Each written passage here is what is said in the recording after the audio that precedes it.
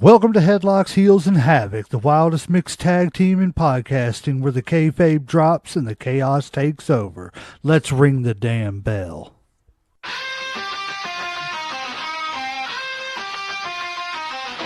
Headlocks tight, heels on the prowl, dropping elbows, hearing growl, feel the foul. No script here, just real, no bluff. Kayfabe crack, now the dirt gets rough. Headlocks, heels, havoc in the zone. Step in the ring, chaos at your home. No filters, no mask, just raw, bare tone. Wrestling unscripted, we on the throne. Title belts, mic checks, crowd going crazy. Drop truth bombs, leaving lines feeling hazy. Beyond the kayfabe, past the charade, where legends are born and stories get made. Headlocks, stop it, who's hitting the mat? Welcome to the Havoc where the real talk's at. Tune in, step through, leave the fake at the door. Headlocks, heels, Havoc, now hear the roar. Welcome to the show, ladies and gentlemen, boys and girls, children of all ages. I am one half of the greatest tag team in podcasting, the legend J-Mac. With me, as always, is everybody's favorite uncle, Uncle Slam. What's up, family? And tonight on Headlocks, Heels, and Havoc, we are honored to welcome a veteran of the World Wrestling Federation and wrestling in general, who competed during one of the most iconic eras in professional wrestling. Through his career, he shared the ring with legends such as Randy Savage, Bret Hart, Ted DiBiase, and countless other stars of the 80s and the early 90s. You have a front row seat to wrestling history tonight, and we're excited to hear some of those stories firsthand. Welcome to the show, the legendary Mario Mancini. Thanks for having me, guys. I appreciate it. Hey, we appreciate you being here. Like I said off camera, it is a complete honor to have you here. You are a big part. Well, you're a big part of my childhood, and I know Uncle Slam was watching it, you know, as much as I was. So, yeah, I mean, like I said, as soon as I heard the name, I was like, man, I got to reach out. I got it. I got to take a chance. Yeah. What's the worst he can do? Tell me no? Yeah, right. I'm nowhere off from what I was whenever I started. But no, it's a definite honor to have you here. And, you know, just to get to sit and talk some wrestling with somebody, especially somebody who has been to the big show. You know what I'm saying? And it's not just WWE was the big show. The NWA was around at the time. AWA. There were a lot of other big shows. But at that time, WWE was taking the ship and sailing on with it further than anybody else was. And it's just an honor that you were there and now you're here, and we appreciate it, sir. I can't say thank you enough. No problem, my friend. So tell me, like, I just got, what made you decide to become a professional wrestler all those years ago? Well, I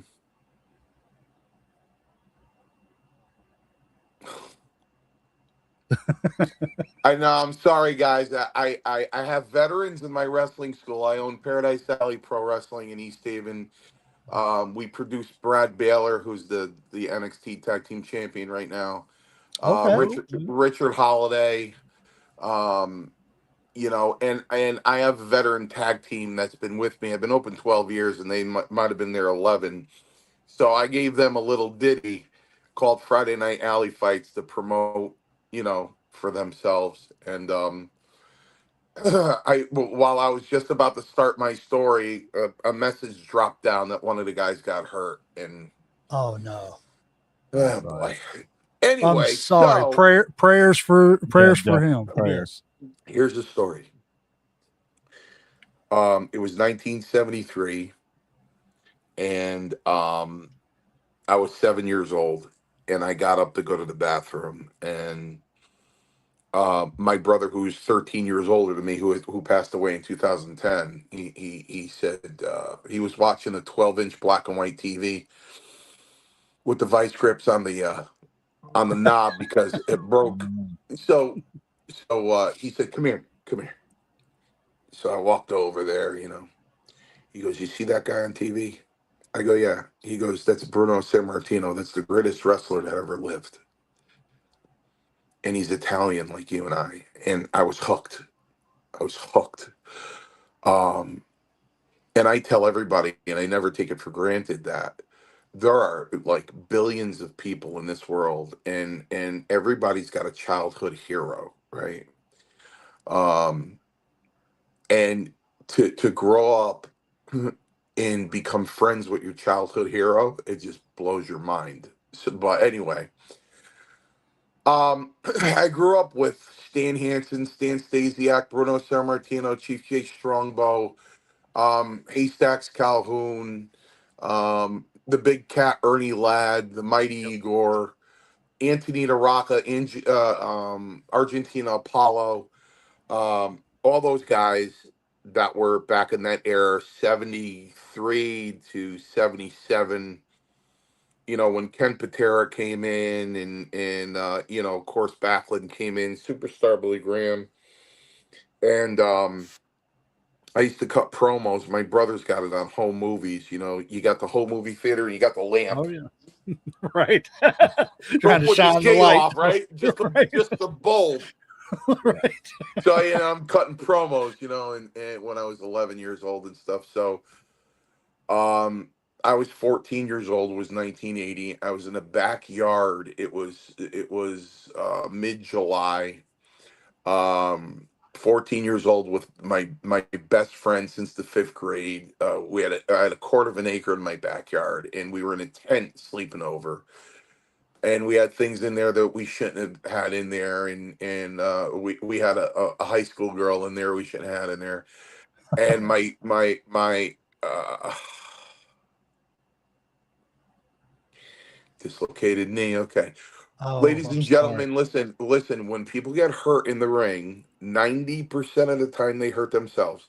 Okay, so my sister calls out from the bathroom screen window, "Get in here, get in here." I go, "Why?" The girl's in the tent like this. Right. Ah, I'm like, "Why?" She goes, "You better get in here." So I ran in there, and I'm the last of six kids. My oldest sister got married when I was very young, so she wasn't there. But my two brothers and my two sisters and my mother and father were in the living room, avid wrestling fans. So I go in the living room, and there's an empty arena, and Vince is talking to Bruno. It's on YouTube, and he goes, "Bruno, you got something to tell the fans?" He goes, "Yeah, I'm retiring. My last match is going to be against George Animal Steel in Shea Stadium." So I like my eyes welled up with tears, Right. So I looked at my family and I said, "I'm going to be a professional wrestler for the WWF." Worldwide. Right. And my brother Bob, who's 12 years older than me, is 72 years old, still alive and well, said, "Yeah, and you're going to catch for the Yankees too." I go, I might do that too, because Thurman Munson was my guy, right? So There you go. baseball was my first love. Professional wrestling was my second love. Baseball was everything to me. So Savage and I had a lot of conversations about that, although he didn't like talking about it too much because he felt he got burnt in Major League Baseball by the Cincinnati Reds. But um, so ironically, the brother who made fun of me wanting to be a pro wrestler, it was 83. It was June or July of 83, and I was in the New Haven Coliseum, and I was just about to go into my senior year of high school, and it was the summer after my junior year, and we're second row on the floor in the New Haven Coliseum. It was me, my mother and father, my brother Ralph, and my sister Gloria. I don't think my brother Bob was there. And Tony Altomar goes to step up to the stairs to get in the ring to be a referee. And my father stands up and goes, "Hey, Tony! Hey, Tony!" And he looks over at my mother and father and he goes, "Hey, Ralph, Gloria, how you doing?" I go, "You know that guy?" He goes, "Yeah, that's Tony Altomar. That's the Stanford Stomper. Yeah, we went to grammar school with him. We know him his whole life." I go, "Really?" Next New Haven comes. So I'm standing outside where the wrestlers come in, and I'm waiting for him. And he finally shows up, and I said, "Mr. Altamar, Mr. Altamar." He goes, "Yeah, yeah, kid." I go, "I want to be a professional wrestler." And he goes, "Yeah. What's your name?" I said, "Well, my name's Len." And he goes, "What's your last name?" I said, "Inzateri." He goes, "You got a mother and father, Ralph and Gloria?" I go, "Yeah." He goes, "Yeah, go home, kid." "You in school?" I go, "I'm going to start my senior year." He goes, "Yeah, go to college. This isn't for you." I said, "But I want to be a pro wrestler." He's like, "Yeah, no." So then I went to the Hartford Civic Center and I waited for him. He goes, "You again?" I go, "Yeah, I want to be a pro wrestler. I want to be a pro wrestler." He's like, "Yeah, no, I told you, no, no, you don't want any part of this business, no." So I had purchased the 1965 Chrysler Newport, my first car, for a whopping $250, That was and big money back then, though. it took it took me 3 hours to find Madison Square Garden, even though I kept passing it and it said Madison Square Garden. Uh, and he said, "Kid, you're nuts. You're nuts." He goes, "Show up at 3 o'clock at the next New Haven." So I showed up at 3 o'clock, and the guard that always kicked me out, little Andy. "Now I'm telling you, kid, you keep hanging around here." I go, "No, no, I'm waiting for him. Wait for him across the street. You're loitering around here." I go, "Andy, Andy, please, please." So Altamar finally shows up, and he goes, "No, no, Andy's with me. Let him in." So I went downstairs. They opened the door upstairs, and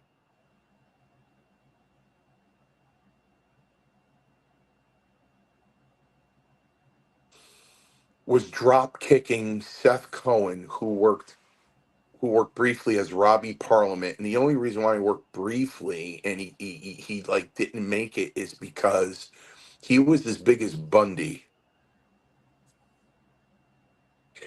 Big In dude. fact, when I took that couple of month break, I thought it was Bundy because I was in my bed reading a wrestling magazine and it said introducing King Kong Bundy. I said, "That's Seth. That looks just like," and he did look just like Seth, but it wasn't. But he was, he might have been taller than Bundy. Seth, he was like 6'6". So Fuji was there, and Fuji took me in the ring and he tortured me. And he took a side of skin off the side of my face, it's scabbed up Oh, and everything, and of course. he just beat the living daylights out of me. And I got out of the ring, and after that afternoon of, it must have been like an hour and 15, hour and a half, just stretching me, making me scream, and close to breaking my bones, and taking my head, and just kept going like this into the canvas with my face back and forth, grinding it, pushing it, grinding it. So I got out of the ring, and Altamar looked at me. He goes, he he talked like Mickey, didn't look a thing like him. He goes, "Well, you still want to be a wrestler?" I go, "When can I come back?" And he goes, "I'll tell you what, kid, I'm opening up a wrestling school in October in Orange, Connecticut." He goes, "Be there 9 o'clock on the first Friday, on the first Saturday of October." So I went in the ring, and he really was teaching me bumps and everything like that, and everything felt really good. Um, I went home, and I was a month into my senior year of high school, and my brother Bob looked at me. He said, "Well, how was it?" I said, "It was good." He goes, "How'd you do?" I did well. He goes, "You gonna do it?" I go, "Yeah, well, I'll do it in '85." He goes, "Why are you gonna do it in 1985?" I go, "It's $3,000. I don't have that. I'm short order cooking and washing dishes for 20 bucks a night, you know." Right. And he goes, "Oh, okay, okay."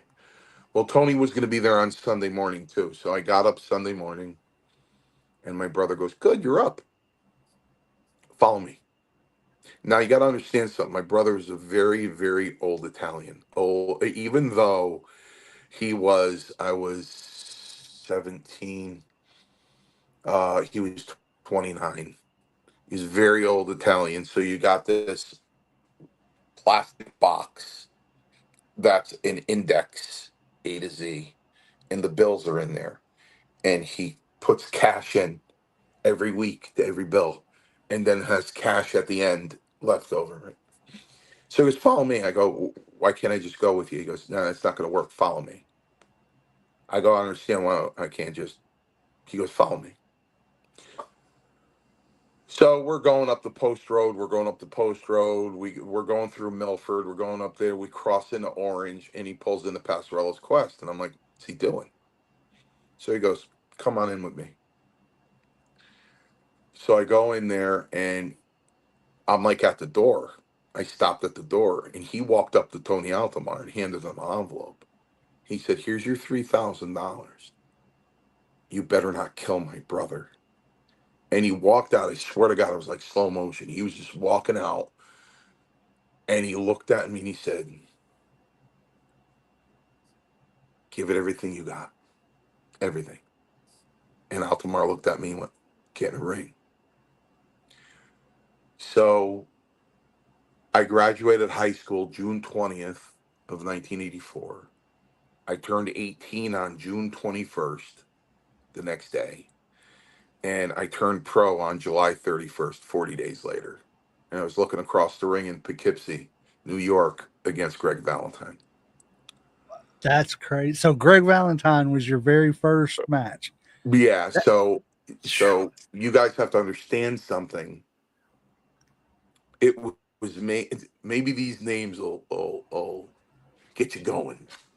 So it was me, Robbie Parliament, Dave Barbie, and AJ Petrucci out of that wrestling school.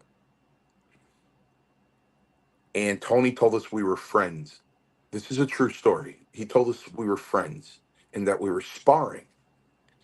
And when we turn pro, what we've learned, we apply, but not on each other because we're just friends and we don't want to hurt our friends. But when you go in there with somebody you don't know, this is what you do. You apply it. So, okay. So now he told us we were going to Poughkeepsie to work in a WWF ring, see how it feels. So we're all sitting ringside, and he comes up to us and he goes, go downstairs. You guys are working tonight. I went, what? He said, you're working tonight. wow. So I go downstairs, and the first person, and if you guys watched my Facebook, I was in tears, man. I couldn't take it because I haven't been to Poughkeepsie in 40 years. And Richard Holiday was in a big match, and he asked us to come. And I stood in the very spot I stood for my first match, and I just lost my shit hard. And I went downstairs to the dressing room, which hasn't changed much. And we taped TV there for 2 years, and I just lost my shit in there too. So he brings me downstairs, and he goes, "This is Chief Jay Strongbow." And I felt like looking at him and going, oh, "Shit." Right. Right. So let me back up a little bit. So we're sitting on the ring apron in the gym, and it's like, in the middle of July, and he goes, do you have a wrestling name? Because nobody's going to be able to pronounce your last name. There's no ring announcer that's going to be able to do that. Inzitari. They're just not going to do it. I'm going I to be said, yeah. honest. I didn't even attempt it. Yeah.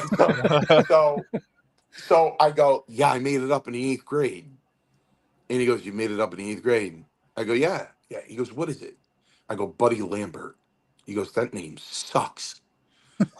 I said, it's a combination of Buddy Rogers and Jack Lambert. You know who Jack Lambert is? He goes, yeah, it's Yeah. a football. I go, it's a combo. Buddy Lambert. He goes, name sucks. I go, I made it in the eighth grade. He goes, I don't care when you made it. It sucks. It sucks then. It sucks now. He goes, he goes, your mother's maiden name is Mancini before she married your father. I go, yeah. I got Uncle Joe Mancini. He goes, yeah, he's a mailman in Stanford. I know Joe Mancini. Yeah, I know your uncle. Guido, Vito, Anthony, Giuseppe, Mario Mancini. Mario Mancini. It's your name. Your name's Mario Mancini. I go, okay. All right. So, yeah, see my mother, man, by the sink. She's like, did you come up with one of these crazy names that you guys have or whatever? You know, are you the animal or something? I go, Mom, the animal's already taken. She goes, well, what's your wrestling name? I said, Mario Mancini. She said, oh, I wish my father was alive. I go, yeah. So anyway, let's fast forward. So I said, Mr. Strongbow, is there anything you would like me to do? He goes, yeah. See that chair? Sit there and shut up. Don't say a word. Keep your mouth shut. I go, yes, sir. So I sat there, kept my mouth shut. He's making out the board, puts like a CH in my last name. So I get up and I go, excuse me, Mr. Strongbow? Yeah, kid. I go, you spelled my name wrong on the board. He goes, you really think it matters? I go, it matters to me. He goes, sit down and shut up. I said, okay. So now he comes up to me, Altamar standing there, goes, now I see I'm wrestling, not working, wrestling Greg Valentine. So I get up and I go, Mr. Strongbow? He goes, yes. I go, is this a title match or a non-title match? I go, because he's not getting that figure four on me. I can guarantee you that. And he looks over at Tony Altamar. Tony Altamar does one of these. Now, Strongbow connects really fast that Altamar protected kayfabe, did not smarten us up one iota. So he goes, go talk to Valentine. I go, Mr. Strongbow, I'm wrestling him. There's no reason for me to talk to him. None. Tony Altamar. So Tony comes and puts his arm around me and he goes, go talk to Valentine. I went, okay. So I go over to Greg. Greg's sitting down. He looks up. I go, I'm Mario Mancini. I'm wrestling you. He goes, now he sounded like Lurch, right? He goes, how many matches have you had? I go, this is my first professional wrestling match. He goes,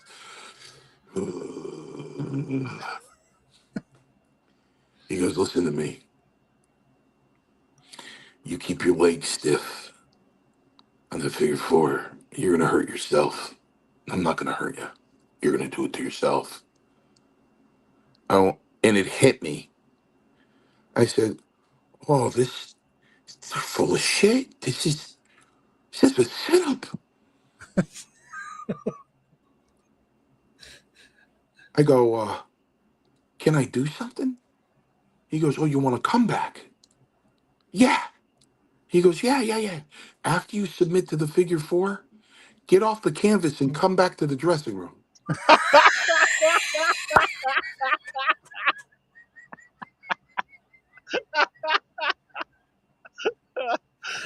Oh, that's absolutely great. I said, okay. So now in Poughkeepsie, there's two walls up there now. They weren't there. It was a long hallway out of the dressing room to the stairs out to the ring. A long hallway to the payphone, back where the maintenance was. So now I'm sprinting down the hallway to the payphone. I call home direct. I go, Ma, put Ralphie on the phone. My brother who showed me Bruno. He goes, who you wrestling? I go, Greg Valentine. He goes, don't let him do it. Don't let him get that on you. I go, Ralph, I have to. And he's like, what? I go, Ralph, it's a setup, man. It's a setup. I have to lose. He goes, no. He goes, but Zabisco busted Bruno open in 1980. That he hurt Bruno really bad. There was a pool of blood in the ring. I go, yeah, I know. I don't know what to tell you. He goes, nah, don't let me get the figure four on you. So I hang up because I'm nervous. I'm out of the dressing room, so I run back there. So I'm up on the. I go. They're like Wendy Richter cuts this promo. Moolah comes out. They get into a fight. Wendy Richter's still in the ring, and Monsoon goes, get off to the ring. I'm like, so I'm walking out. Wendy Richter's walking. I'm walking in. She's walking out. I didn't know what to do. Nobody told me what to do. I had wrestling, an amateur wrestling singlet on, and I left my Fruit of the Looms on underneath them. I don't. Nobody told me anything. Right. If you watch the match, you could see my underwear through my shirt. No one told me anything. Oh. So Valentine's bumping me, and he's trying to get my left arm on, and he's on the wrong side. All due respect, he's trying to get my left arm by leaning over from my right side. I'm like, he's on the wrong side. I won't give it to him. He was struggling to get my arm bar. So he slaps the figure four on me, and I sold the living daylights out of that thing. And I went back to the dressing room, and Strombo goes, good. Thanks, Mr. Strombo. And 3/4 of the night was done, and they called me, AJ, Dave Barbie, and Seth up to Gorilla Monsoon called us up.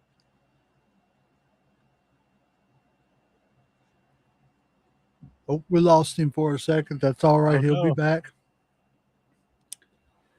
Great stories so far. I've already, yes, I've already enjoyed this so much and everything. This is great. He'll be back in just a second, ladies and gentlemen. I'm sure he probably got a phone call or something on his phone. Just the fact that, knowing that, he was in the ring with Greg the Hammer Valentine. You know what I'm saying? Gorilla Monsoon told him to go somewhere and do something type thing. You know what I'm saying? That's in and of itself. That's just amazing just to have that experience. That's what I'm saying. And the whole kayfabe, you know what I'm saying? Like he, believed it all the way up until he started doing it. Yep. Yep. Yeah, I never thought about that. If something happens, Mr. Mancini, if you can go out and come back in and it'll help. He may be taking a call because of I don't know if anybody heard it at the beginning of the show, but he runs a wrestling promotion. It's called Paradise Alley Pro Wrestling, and he had one of his wrestlers get injured tonight, so he may be taking a call for that and everything. If so, like I say, keep him in your prayers and keep the wrestler in your prayers. We'll keep it going here for a minute. Waiting on him to get back and everything. We got a couple of comments. Yes, technical issues, Mayhem. That's all right. If he there he is. I think.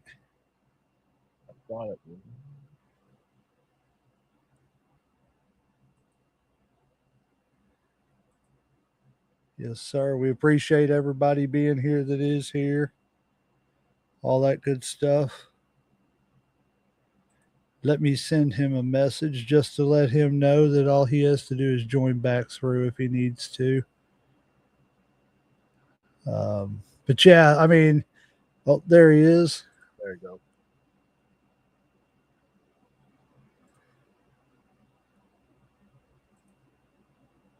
Oh, there you go. All right, so it's a knee. It's a bad Oh, blown knee, and they had to take the ropes down in order for the ambulance to go in there and get him. So I don't know. He's like, "Should I continue with the show?" I said, "Man, it's not Owen Hart; it's a knee." You know. yeah. I So hate to hear that. I'm really sorry. and Let the guy know we are praying for him. yeah, And I appreciate that. So they call all of us up. He calls all of us up, and need you guys to sign this contract. He said, "I need a lawyer to look at that." He goes, "Then if you want to sign this contract, kid." Oh, So I glimpsed at it. I thought it was a money contract. I said, "Ooh, how much money is here?" And the money that was there that said he owned me lock, stock, and barrel and will never pay me less than $50 a match. That's the big contract. Roman still has his. So so this was at the time Vince Senior still owned it, correct? no, Vince No, Senior no. died Yes, you're right. 2 months before I got in there. You're okay. right. So You're right. 84. Yeah, yeah, Vince bought it my in 82. I think. my second professional match was August 9th, 1984, and it was a house show in West Warwick, Rhode Island at the Music Theater, like an amphitheater. And I worked with David Schultz and Oh, Doctor D. I had to get surgery. I was all packed up to my brain. I'm really worried about Doc. We became very dear friends because 3 weeks after that, they put me on TV with him, and I was scared to death. I just about healed. I took the packing out myself, and I was in Hamilton, Ontario, and I looked up at the board and I go, "What are they doing, man? Are they trying to test me?" You know. So I went to the bathroom and into a stall. I closed the stall, and I'm like, "What do I do?" Guy just broke my nose. What do I do? I go, if I unlace my boots, I'll never be back. They'll never, I'm gone. I'm done. I'm finished. I can't do that. So I went out there and I'm like, David, you could break it again. He goes, "No, boy, calm down now, boy." I go, "I'm serious, David. You could break it again. I'll get it reset again." "Oh, boy, calm down, calm down." I tell you what I'm going to do. I'm going to apologize. It's on YouTube. So I'm going to apologize to you on national TV. I go, 18, right? I go, "Really?" He goes, "Oh, yeah, yeah. I'm going to apologize to you right in the middle of the ring. Sorry for breaking your nose." Okay. So I go in there and he takes his arms and he goes like this. And he goes, "I'm sorry for breaking your nose." And he slapped me clear across the face. Oh, Clear across the face. Now I'm bent over. I'm trying not to laugh because that was good. So the match gets over. And of course, I have to stay down and sell until they're gone, and then get up. So um, he's good at he was waiting slapping for him. people. Yeah, yeah, he was well, I know what Stossel got because I got it. Right. Um, he was waiting for me and he's kind of staring at me, and I looked at him and I started laughing, and he started laughing, and I shook his hand and he pulled me in and he hugged me and he gave me one of these to the head and he goes, "You're a tough kid." And I'm like, you know what? I'm good. David Schultz said that about me. I'm golden. I'm okay. I'm Yep. I'm good. I'm good. Because he was a tough man. So yeah. So that's what I hope that answered your question. Yes, yes. Like Yes, I'm just sitting back definitely. here enjoying the stories and everything. I love it. I love And wrestling so much that I could sit, and especially somebody that's had the perspective of it that you've had of it. yeah, You behind the know, scenes, been in it. yes. It's just Yeah. so I love the stories. I love Well, listening to people's stories. I'll give you guys some homework, right? So Okay. my friends laugh um because I call myself the Forrest Gump of pro wrestling, right? So January of '84, 7 months before I broke in, right? Tony Altomar is working for the office. So he's like, "Hey, kid, you want to go to the garden tonight?" I'm like, "Yeah, sure." I don't know what's going to happen, right? So the main event's going to come up. And Tony goes, listen, we're going to go out there and help the Sheik back to the dressing room. I go, okay. So Hogan takes the belt from the Sheik. Yep. And Tony and I go out there, and I'm in a 1977 gray leisure suit, right? You can just see my head putting my arm around the Sheik, taking him back to the dressing room, right? Now I'm in that same leisure suit. Like he goes, hey, come to the garden again. Right? So I'm holding back Roddy Piper in my leisure suit in the war to settle the score. Oh, So like Mario, you're everywhere. I go, man, I'm just a Forrest Gump of pro wrestling. I'm just in the right place at the right time. It sounds like. Yeah. Then I did Tuesday Night Titans with Roma and freaking Lombardi, son of a bitch. Rusty Brooks, Jose Luis Rivera and stuff. Duke of Dorchester, Pete Doherty. And I got the same leisure suit on, man, sitting next to Vince, right? And we get done. He asks me, he goes, what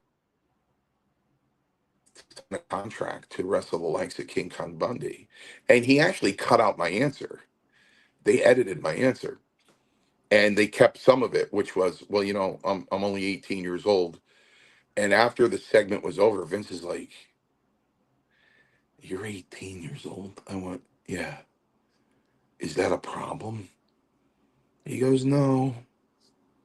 But there's a lot of things in this business. There's a lot of temptations. You can get yourself in trouble at that kind of age. I said, well, I'll make sure I stand clear of that. He goes, there's drugs, alcohol, all kinds of stuff. I'm like, don't, Mr. McMahon, I'll be okay. I go, I never drank alcohol anyway when in high school or anything. I still don't drink. I've only been drunk twice in my life, and I just don't like it. It just doesn't appeal to me. I'm the same Uh, way. yeah, it just doesn't. It yeah. just doesn't taste good. And I'm a fat guy. If it tastes good, I'm doing it. If it tastes good, I'm gonna eat it, drink Yeah, it. I'm gonna do it, man. I'm a fat Italian. I'm doing it. So it Right. just never tasted good, right? So um I just went on from there, and then shortly after that, I was back in the garden, and Tony Altomar really had to do a sell job to Vince McMahon because they were short. And he's like, I need somebody to work with Tony Atlas. He goes, hey, kid will work with Tony Atlas. He goes, in the garden. Are you out of your mind? And the hands started flying and the bop, bop, bop, bop, bop, bop.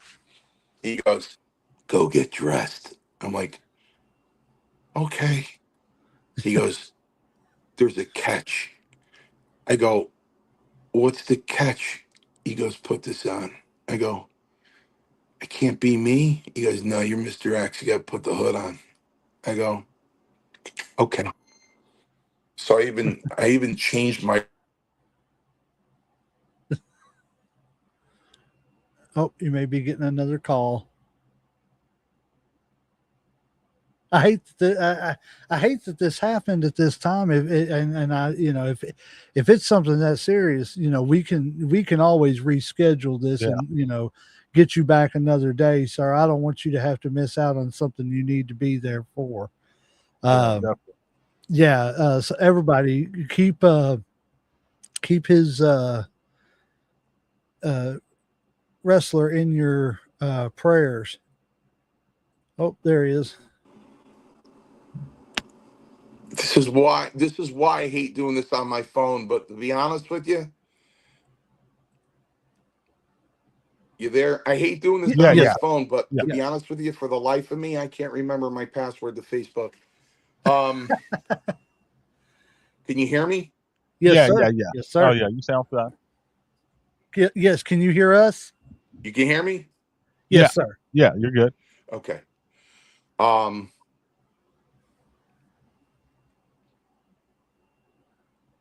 so I went out there with a mask and wrestled Tony Atlas in Madison Square Garden.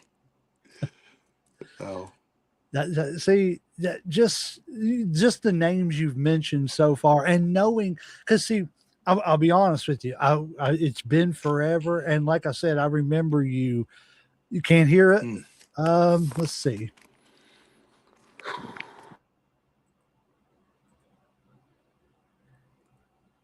Let's see here. We're having some technical issues, ladies and gentlemen. I apologize.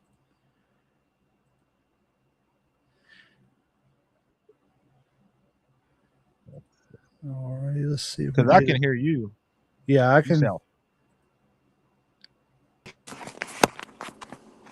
Can you hear us now? Great. Next time we do this, man, send me the link to like Instagram or something so I can do it on my computer because my phone is brutal. Okay, I can send you an email the next time we do this, Oh and yeah, that an way we can do email it. would be good. Yeah, man. Next time, yeah, send me an email because my phone is brutal.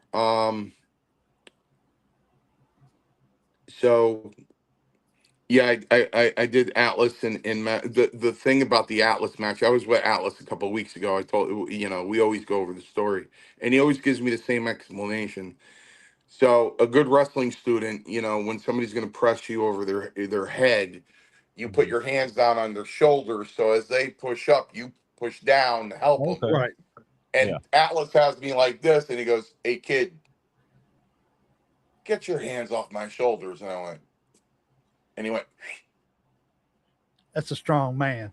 and Tony would always say, because of the gimmick, you got to show people how strong you are, and I understood that. So Tony's a very Yes. dear friend of mine.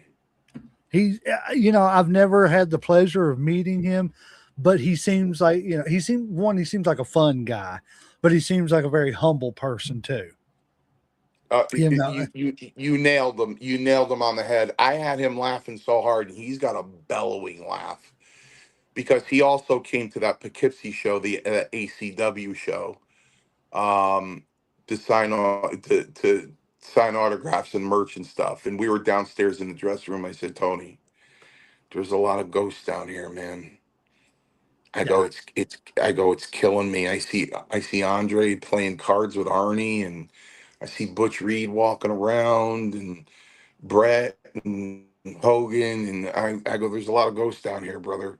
And then I got up and I walked like 6 steps and pulled my underwear out of my ass, and I walked another 6 steps. He goes, Strongbow, and he starts laughing, he's bellowing laugh. Because Chief would take 6 steps, pull his underwear out, another 6 steps, pulling his underwear out. Yeah. his ass was eating his underwear left and right. Listen, Chief became my second father for 28 years. We would hang up the phone and say, "I love you." I talked to him 3 months up to the time he fell, and then passed away. He became a very intricate part of my life, and we would speak very often, at least 3, 4 times a month. I remember when he was choked up when I called him in August of 2002. I called him up from a parking lot, and I said, "Hey, Chief." He goes, He called me Mr. Mancini for 28 years. Mr. Mancini, what do I have the pleasure? I said, well, Chief, I'm sitting in a parking lot. And he goes, what are you doing sitting in a parking lot? I go, I'm about to start my first day of law school. And he was just taken back by that. He goes, you know how many guys get in this business and when they get out, they're bums. They struggle. He goes, this is Yeah. unbelievable. I mean, he was so proud of me.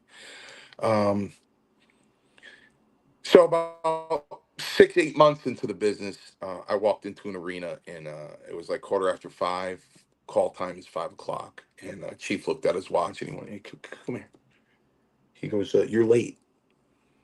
I go, "No, Chief, I'm here." He goes, "You're late. You know who Buddy Rogers is?" I go, "Yeah, I know who Buddy Rogers is." He goes, "He was always late, always, and he always wanted everybody to call him Mister Rogers." I go, "Really?" He goes, "Yeah, Mister Rogers. I hated Buddy Rogers.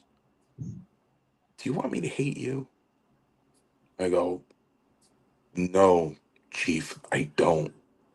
He said, "Then be on time, okay?" Mr. Mancini. I said, okay, 28 years, man. Let's see. Mr. Man, I can hear him say it now. Mr. Mancini. So Chief was very special to me. I remember I was moving into another house, and I was at the old house piling boxes in the back of my Jeep. And I was bending over to get a box in 2012, and my phone went boop with a text, and I just pressed it. He goes, I even forget who it was now. He goes, sorry for your loss.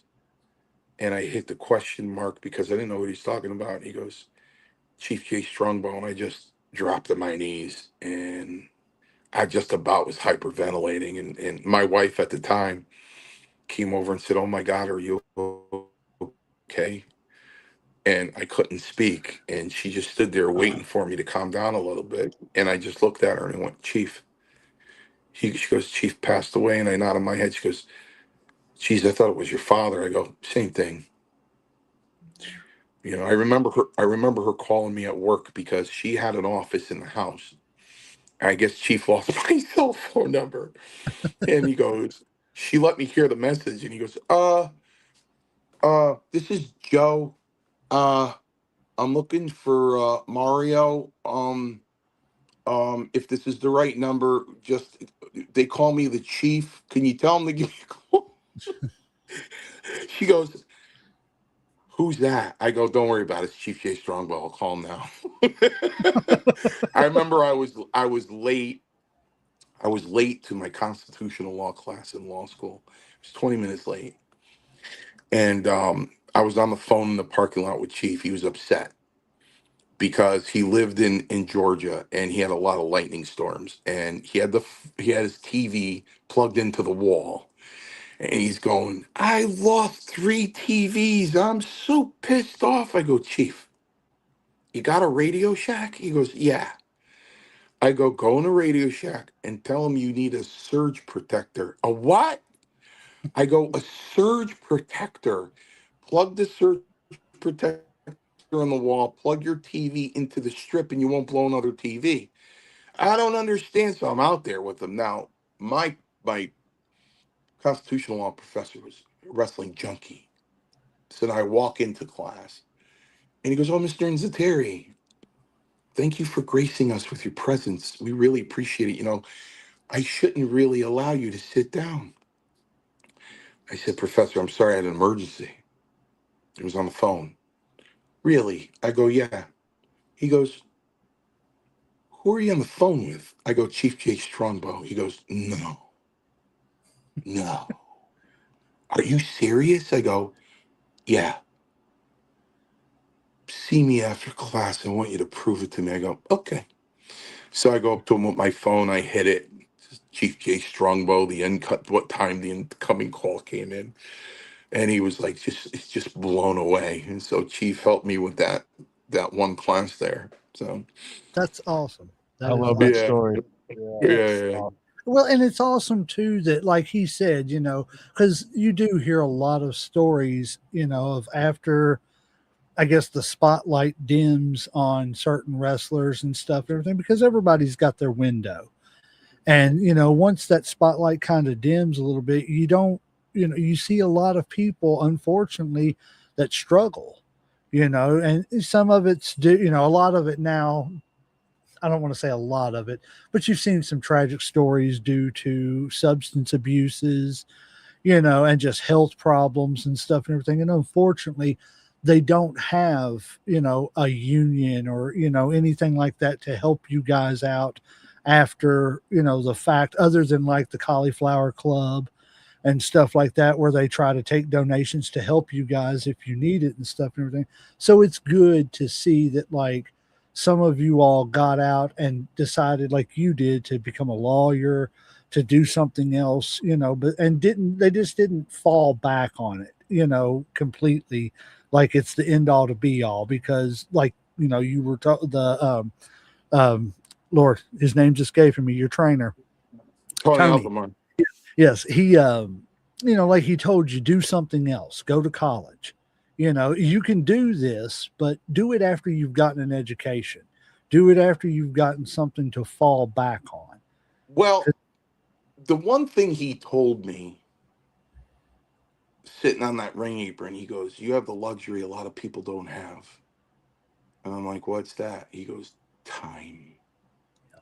So so I left the WWF in April 26th, 1991, 2 months before my 26th birthday.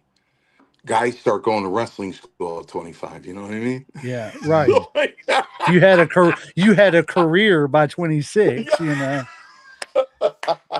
It's it's awesome too in and of itself because you go in and, you know, I know a lot of and I hate it now, especially because we do a lot of there's an indie we live in Kentucky and there's a lot of indie shows around here in Kentucky and we've gotten really close to one of them Elite Wrestling Alliance in Central Kentucky and great group of people and everything. But just in going to indie shows, I've learned a lot that I thought I knew, you know, and I still don't know half of what I think I know. But, you know, and it's like, I know that people hate the word, and I don't like it either, but the jobber word and everything, because you guys weren't jobbers. You just went out there and done your job.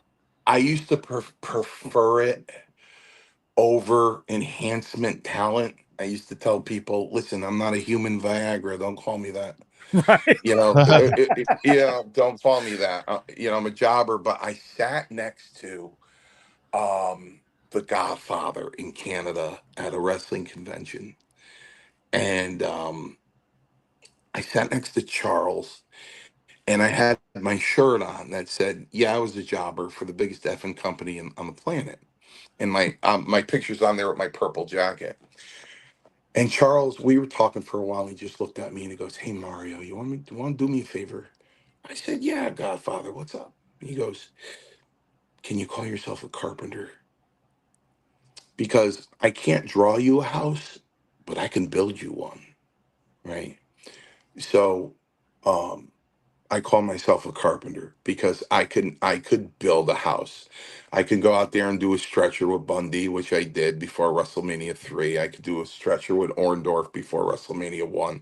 I broke in 8 months before WrestleMania 1. So Yep. So um is that like I consider a dirty word, jobber, compared to enhanced talent? I mean, like, well, was it yeah, everybody prefers enhancement talent. A jobber okay? seems to be a little low grade, I guess.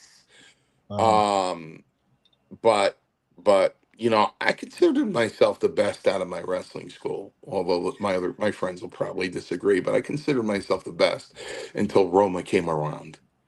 There Okay. Then are, you Roma know, came in and just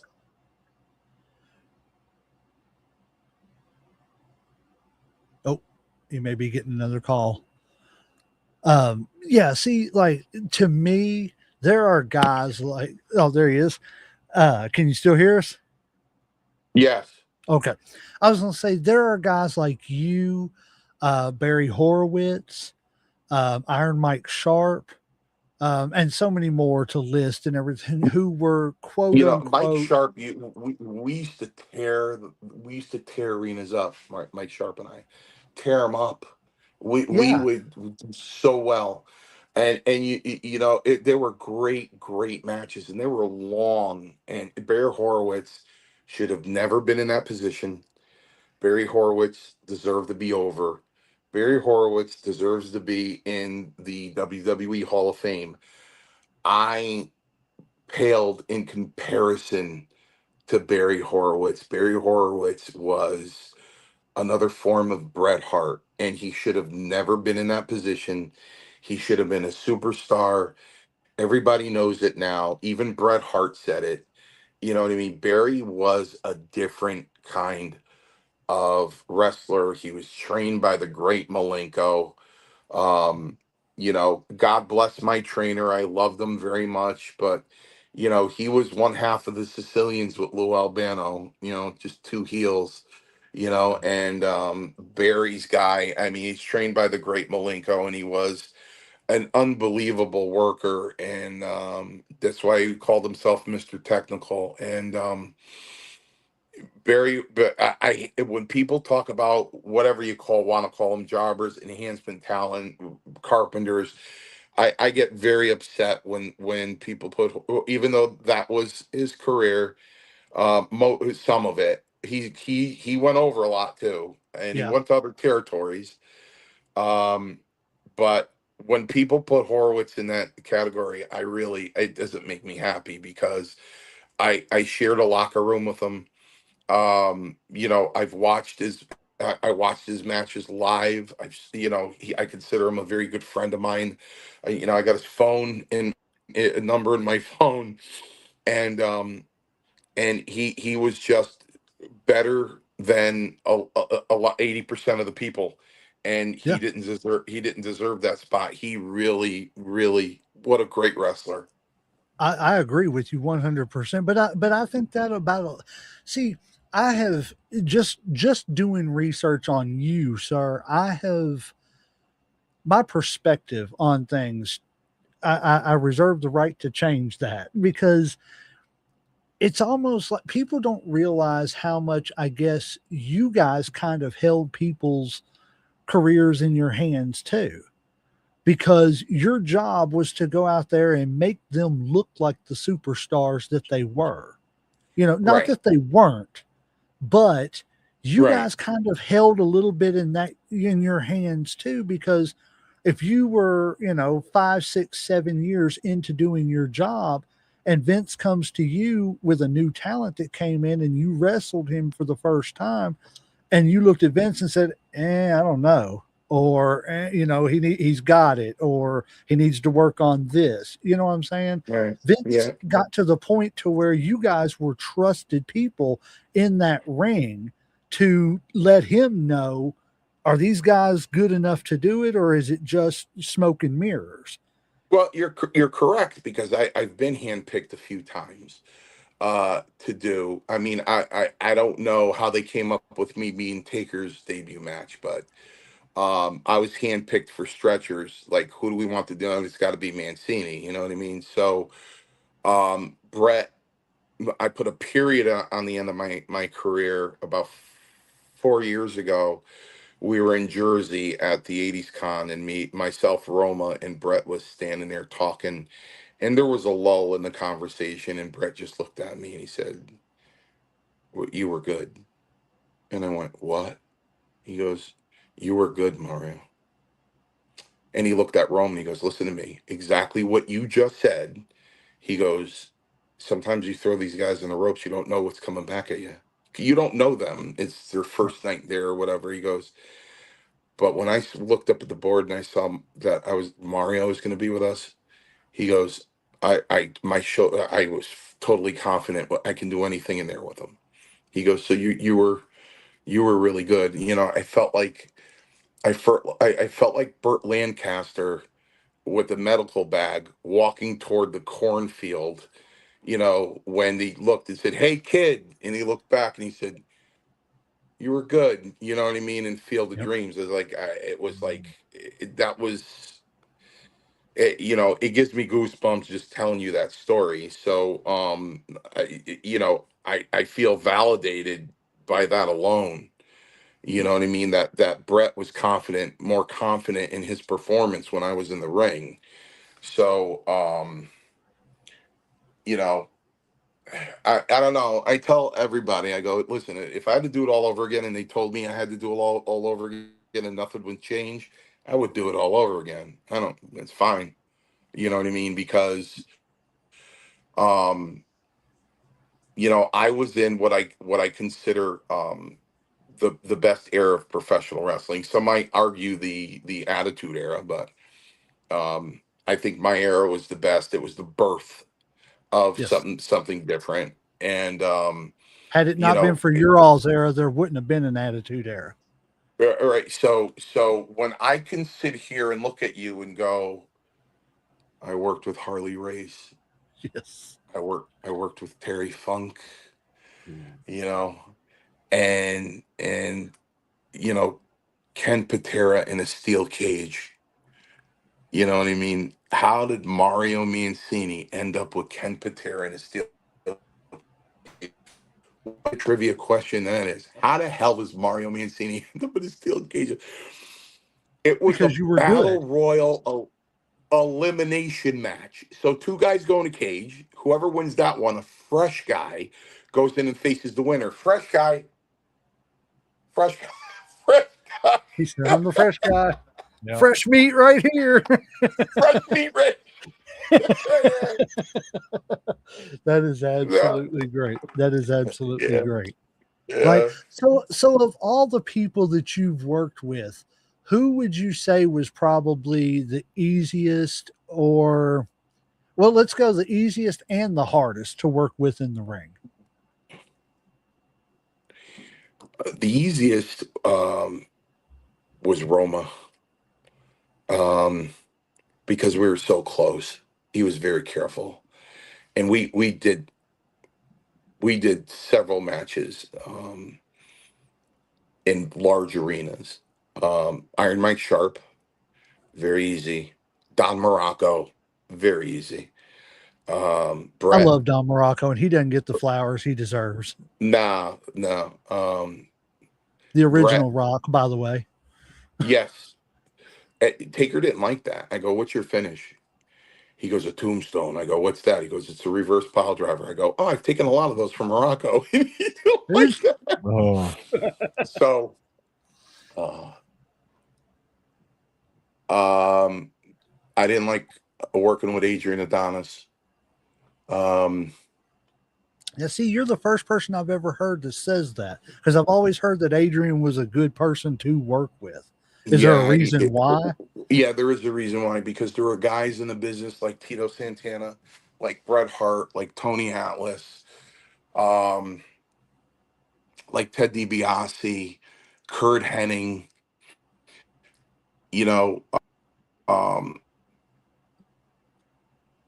I love Eddie now. He's one of my favorite people, but Eddie, you did this too. They go out of their way to make sure you know you're a jobber. They kind of like separated separated themselves. Uh, and I love Greg. Greg did it too. I got so close to Greg in the face a couple of years ago. I go, "How come we couldn't be this close back then?" And he's like, Mark, it was just a different time, just a different time. So, um, Adrian went out of you barely got to thank you. That's one thing you got to understand. When I did an independent show and Rick Rude was there, and I didn't shake his hand, and he went up to the promoter and said, I worked with him. I know him. And here's a guy that could rip me apart in 3 seconds. I mean, maim me, hurt me for life, probably. And he's like, he didn't say hi to me. Why? He goes, you didn't thank him when you covered him. He goes, what? He goes, his last match was against you in Huntsville, Alabama, and you didn't thank him when you covered him. He goes, I didn't. He goes, not according to Mario. So he came up to me. He goes, hey, man. I go, and he goes, look, I'm sorry if I didn't thank you when I covered you. I apologize. And we shook hands and we hugged. And I'm like, that's okay. I mean, you thanked me in the dressing room once. Like I did a stretcher for Ordendorf. I took a pile driver on the concrete floor. I had to tell him by the time we were walking out of the arena, I'm like, oh, this is the fifth time you're thanking me. It's okay. I have fun doing it. You gotta know. I appreciate you. You gotta know that. I know it. So, you know, so he was, and he was a little stiff. You know, Ted could be a little stiff, DiBiase, but Ted DiBiase, I did the most TV matches with. In fact, if you could find it, DiBiase did an interview lately, and they go, who was your favorite enhancement talent? He goes, well, I have to tell you, I had a hell of a run with Mancini. oh, We I worked a whole wrestled program together. I wrestled him so many times on TV. He actually told Pat Patterson he thinks people are going to think they're repeats. So, And did you get to keep the $100 bill afterwards, or did you oh, have to that's give it not back? no, brother. That's nothing. One night I swiped the whole pile from his hand and went running out of the ring. So so so he goes, I had a hell of a run with Mancini. I did. He goes, but I'm gonna have to say George South. And I tip my hat to George South because I'm not George South. You know what I mean? So Right. See, you've got so many great stories. I could sit here and talk to you for hours on hours, not drinking because neither well, one well, of us drink. But you know what the good part is? The good what's that? part is we can do a part two. Hey, And you you are can Oh, always dude. invited back. You are you Yeah, can always. definitely. email me. You can email me. Let's see what the fans say. Like when I did the first Hannibal, they said, "Can you do a part two?" We did a part two. Then they wanted a part three. So I have a lot more. I got Roma stuff. I got so much stuff. Um, let's do it again. Let's promise we'll do it again. Let's see what the fans think, and let's do it again because listen. I just about scratched the surface. See, and I love hearing that because, Yeah, like it don't. again, go ahead, Uncle Slam. I was just saying, like it don't even seem like an hour's already passed. Like I've been listening to you tell all these stories, and it just seems like it's flew by. Yeah. I'm the Yeah. same way because, like, I'm the type of person that, like, in my family, I love going to like family reunions and listening to my aunts and uncles just sit and talk and tell the stories about Right. times when I wasn't around, what Right. life was like, what my grandparents were like, and everything. Right. And, like I said at the beginning of the show, you were such a big part of our youth, and at the time we didn't know it. Right. No, now we know it. And it's like, wow, I get to sit and actually talk to somebody that I watched, and I get to talk to them about doing the thing that they loved doing, the thing that I loved watching them do. And it's just, if that's not, that's the magic of doing this, is just to get the stories out there, get the, get the interactions with people that you never thought you would ever get the interactions with. Like I said, I seen your video and it was you talking about Morocco and Poughkeepsie and stuff and everything, and how you were talking about the ghosts and stuff and everything. And I was like, I heard, I looked at your name and I was like, well, who is he? And then I seen below there was a tag or something that said Mario Mancini. And I was like, I know that name. How do I know that name so well? Yeah. And then whenever I looked it up, I was like, I know him. I watched him. I Right. gotta Right. Right. send him a friend request and see if I can get him on the show. But yes, Yeah. like I said, you are more than welcome to come back anytime you want to. Well, I'll tell you what. I would love to come back on. Let's plan it for next month, but let's throw a wrench in. Let's get Gino Carabello on with me. Okay. Anybody you want to bring on is more than welcome to come. Exactly. You guys got to remember him. Gino Carabello. You I got to know that remember Gino name. Carabello. Listen, you go up on YouTube, you'll see Gino Carabello. You'll I'm see All him. looking right. him up right now. I'm on Listen, my we'll have computer. a yeah, we'll have a blast. We'll have a blast. Carabello. I know that name. I'm going to probably smack myself whenever I see a picture of him here. Oh, yeah. I know who he is. Yeah, yeah, Yeah. Okay. Yeah. yeah. Okay. Yeah. Yes. Like I said, anytime you want to come back, you are more than welcome. Because, like I said, I didn't even get to ask half the questions I wanted to, Oh but I yeah, was like I so have a just, million questions. Yeah. yeah, I was so enthralled in just listening to you Well. because, Listen, let's let's date it for next month on a Friday night.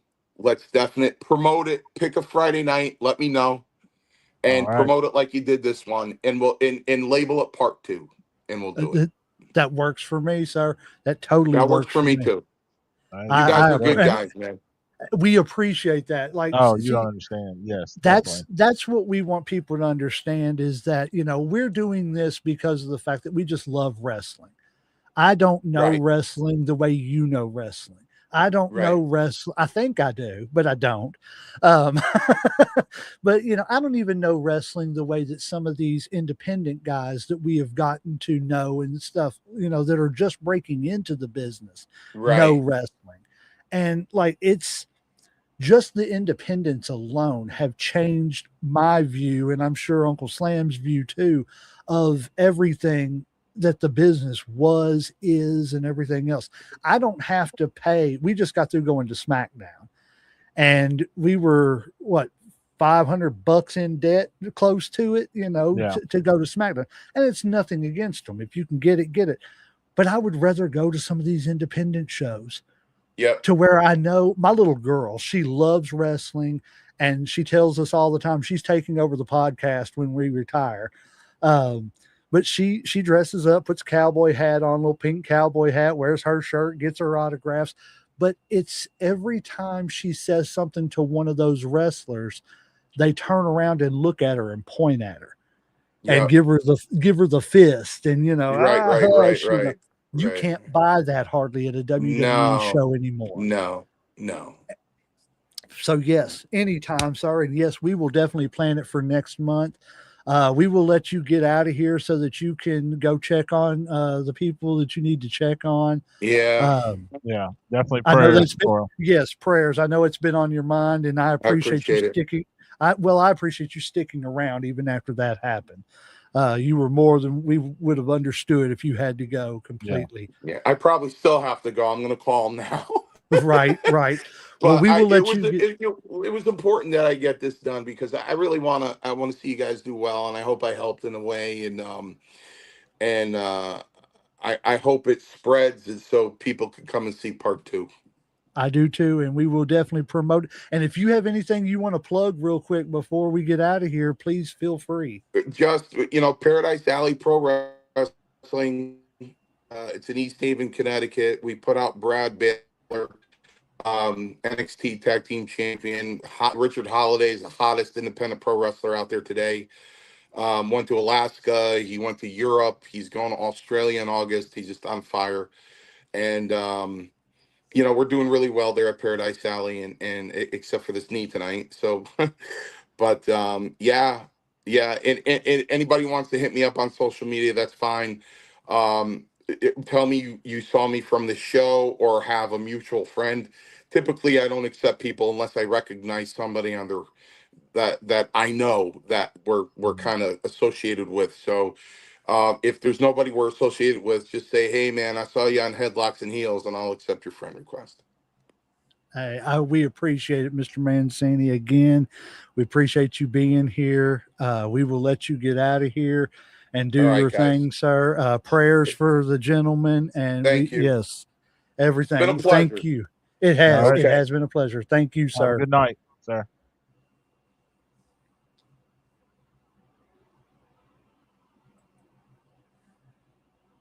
That was absolutely awesome. Ladies and gentlemen, if you don't know, now you know.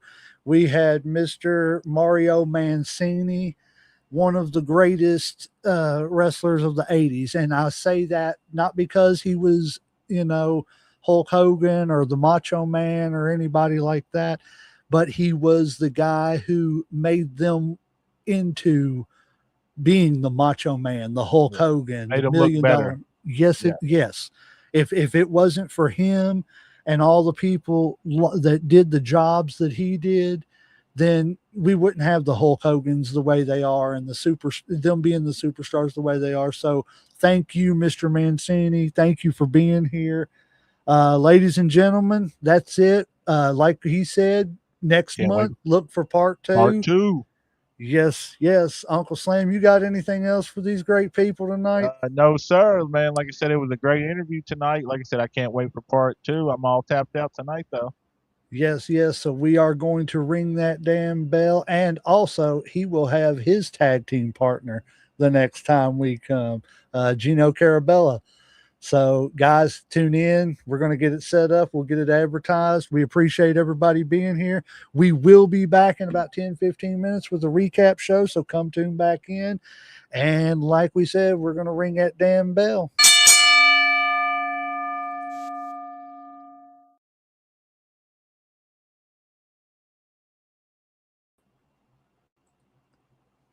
Bro, that was